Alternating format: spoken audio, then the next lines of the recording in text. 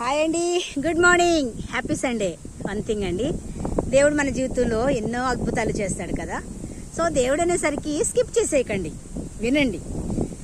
For example మీరు అనవచ్చు, మీ జీవితంలో ఏం చేశాడండి, కానీ అనుక్షణం కూడా దేవుడు నన్ను కాపాడుతూ సంరక్షిస్తూ ఉన్నాడు.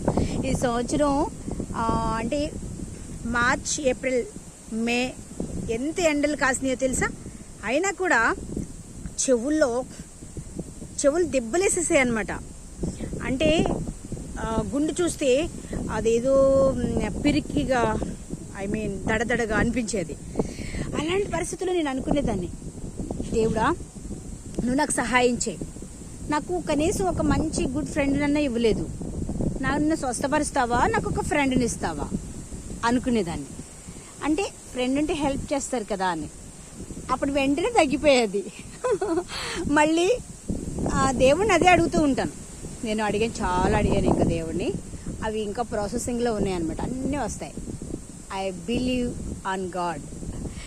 సో నేను ఎవ్రీ టైం కూడా ఆయన మాత్రమే నేను బిలీవ్ చేస్తాను. ఫర్ ఎగ్జాంపుల్, ఈరోజు మటన్ కావాలి ప్రభా అని అడిగితే మటన్కి కూడా దేవుడు మనీ పంపించాడు. నిజం చెప్తున్నాను, అబద్ధం కాదు. సో మనం బిలీవ్ చేయాలి ఫస్ట్. దేవుడు ఎటు నుంచి పంపిస్తాడో తెలీదు. మీకు తెలుసా, నేను ఇప్పుడే ఒక విషయాన్ని ప్రౌడ్గా చెప్పగలను. దేవుడు నన్ను నేనుండే ఏరియాలో, అంటే ఆ రోజుల్లో ఏలియాని సారెపతి వెదరానికి పంపించాడు కదా, కాకుల ద్వారా ఆహారాన్ని సిద్ధపరిచాడు కదా. అసలు ఎంత అద్భుతం అండి. గ్యాస్లు దొరకవన్న పరిస్థితుల్లో కూడా ఇక్కడ గ్యాస్ దొరకదని టెన్షన్ ఉండదు. ఇవన్నీ పుల్లలే చుట్టుపక్కలన్నీ కూడా. అండ్ ప్రతిదీ కూడా small house, very comfortable, water problem ఉండదు. కొన్ని ఏరియాల్లో ట్యాంకులతో నీళ్ళు పోస్తున్నారు తెలుసా మీకు. ఈ సీజన్లో ఉన్నవాళ్ళు బోర్లు తవ్వించుకుంటారు, లేనివాళ్ళు ఎంత కష్టపడతారండి. కానీ ఆ పంచాయతీ వాళ్ళే వాటర్ ట్యాంకులతో నీళ్ళు అందిస్తున్నారు కొన్ని పల్లెల్లో. అలాంటి ప్రాబ్లం లేదు.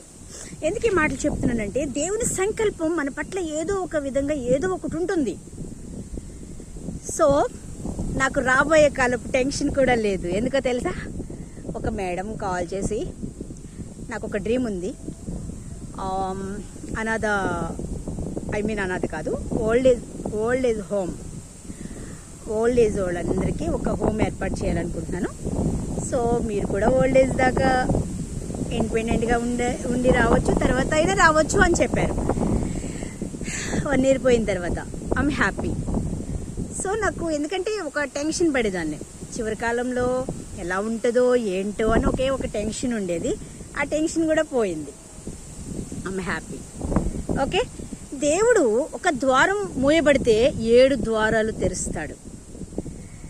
మీకు తెలుసా, ఒక్క ద్వారం మూయబడితే 7 ద్వారాలు తెరవబడతాయి. 100% బిలీవ్ చేయండి. సో నేను అక్కడ ఉన్నప్పుడు నా ఫ్యామిలీ అని ఒక కష్టపడేదాన్ని బాగా.